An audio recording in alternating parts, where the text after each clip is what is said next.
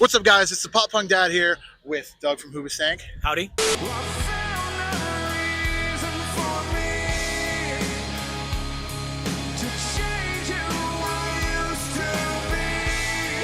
It's awesome to finally meet you. Hey, likewise. I did an interview with you a couple of years ago when it was the 20th anniversary of something, I believe, came out. Yeah, it was the 20th anniversary of the our second album, The Reason. Yes. Which is the whole reason, I believe. Hey-oh. You guys have an incredible fan base over the years. Right now, it's generational. My kid, who's 13 years old, loves you at home. And then there's a lady who just retired from my 9-to-5 job. Her name's Sandy, but she's also a huge fan. That's impressive. What do you think is the reason for you guys? You know what? Funny enough, obviously the song was kind of a double-edged sword at the time when it came out. Up until that point in our careers, we had what I felt was like kind of control over public perception of the band. Like it matched how we saw ourselves. Right. The public saw us one way and we saw us the same way. And then we put the song out that we didn't even think was going to be a single, and it becomes bigger than the band, you know? And we go from playing the shows that we had in our entire lives, like these small clubs and small theaters, bodies flying everywhere, sweaty, rock shows. And then we're playing arenas and amphitheaters with 14-year-old girls and their parents. Yeah.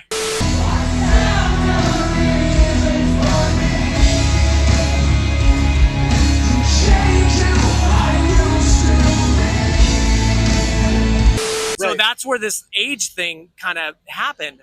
And while it was awesome to reach a new demo, it was kind of a struggle, to be honest with you, because like we lost control of the perception of the band.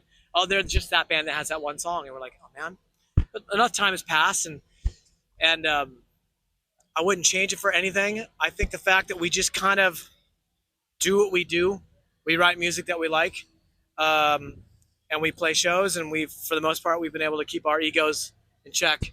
And just being out there that long has given a chance for new age groups to latch on, And you guys have new music coming out. There's a new single, How Do You Sleep, which just dropped. Correct. Came out today. I don't think anyone's heard it yet. No.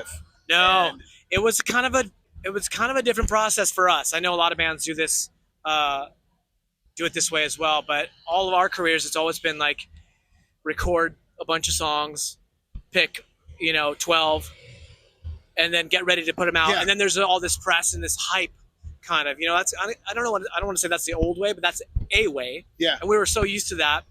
And this time around, first of all, we hadn't put anything out since 2018, and a lot of shit has happened, globally and personally in my lives, and I had to work through some stuff, and creativity kind of came back, and Dan, our guitar player, and I started getting back together and writing some stuff that we felt was really cool. We played it for our longtime friend and producer, Howard Benson, who did 3 of our previous albums, which we had done prior, and he kind of like, yeah. And we came back with some new stuff. He would always ask us, what do you got? What do you got?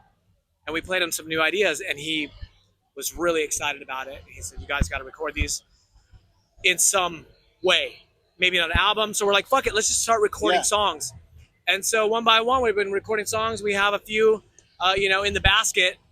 And instead of the whole like, we got new music, we're like, let's just fucking put it out. Let's just put it out. Yeah. And not tell anybody, and detach ourselves from the results of it. Like, we already did what we could do.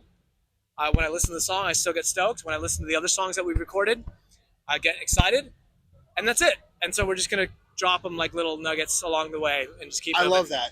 Yeah. Maybe it's a new way that bands should start doing things. Well, I mean, like I said, I think a lot of bands do that anyways. Yes. But for us, we're kind of we're just kind of tired of that promo thing. Like let's just record shit and put it out. And if people love it, great. If people don't, who cares? We got more shit and we're playing shows. You briefly talked about how crazy and chaotic the world is. What do you do as a mental health check for you? Being in a band, on tour, having family, all that stuff. How do you make it work?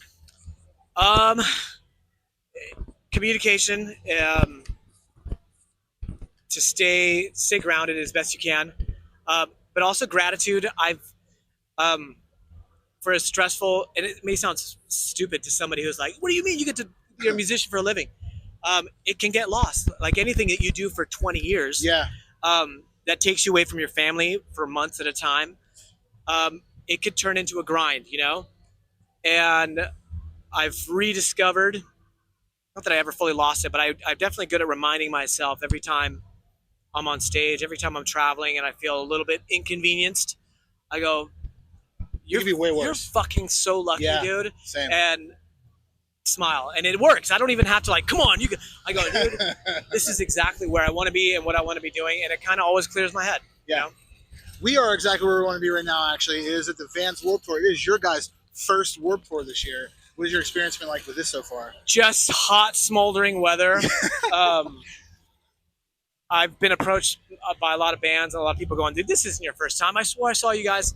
And it is our first time. I swore too in like 2003 or 4. Yeah. Well, what happened is when our first album came out in 2001, we were scheduled to do this. Like, we were on the list to do it. It fits kind of what, you know, like I said about the perception of the band. Yes. This is kind of who we see, like our contemporaries, you know? And the Crawling in the Dark came out, and it became a huge single. And the record company then was like, you guys need to go on tour with this band. This is bigger. Like, these are bigger tours to get on. And so we're like, okay, we can't do it this year. We're going to do it next year. And next year turned into in 3 years and 5 years. And then, you know, now it's 20 years later. But here we are. Is this your first time at the Warped Tour obviously as a band, but as a patron? No. Have you ever been to the Warped Tour? I have been to a couple Warped Tours in the 90s just as a patron. Somebody asked me what my memory is, and it's not like what you would think. It was actually me and the guitar player Dan and our close friend John getting in line in the parking lot in Long Beach to get into the show, right? And there's this line, and it's fucking super hot. And my buddy John had to piss really bad. And he's like, fuck, I don't, and he walks up to one of those tall orange traffic cones that have like a hole in the top, right? And it's a line, it's thousands of people, and he just kind of unzips and sticks his dick in like that, and he stands and it covers it up so you can't see anything. And he's just peeing there. And of course, pee's like dribbling out the bottom like that, but he had to go so bad. And that's the memory that's stuck in my head for Warped Tour. I love that. I absolutely love that. Have you ever mosh pitted, and have you ever crowd surfed? And if so, do you remember that first band? Mine would have read you in the full effect of the 2005 Warped Tour. Really? Yep. Many times. My first mosh pit and crowd swim, I think, was to Alice in Chains at the Palladium in Hollywood. But then it was, after that, it was Smashing Pumpkins and Living Colour and Faith No More and Tool. You're the 90s grunge guy. For sure. Dude, this is like 92, 93, 91. Like, that's when I kind of got introduced to this shit, you know? Yeah. So I was at the club shows and the bigger shows, and I thought I was going to die. It was the Angel Dust tour for Faith No More. And I was in the middle of it, and, you know, everybody, all the bodies start to get moving, you know? And I thought I was going to die. I remember, like, I was having, like, a pseudo panic attack with my buddy. Like, I mean, we need to get the fuck out of here. And that's immediately when we get on top of people.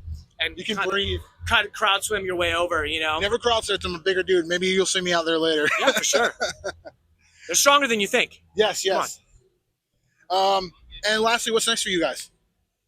After today, we head to Europe for a few festivals. So, I think the summer is kind of like that. A lot of fly festival dates. In September, we start a tour with Stained and Seether. Oh, that's so cool. That'll be like a good 6 or 7 week run throughout the States. That's it. Dropping some new music that like you said, we did today, and some more nuggets along the way, and see what happens. Awesome. Love it, guy. Yeah, man. Yeah. This has been the Pop Punk Dad with Doug from Hoobastank.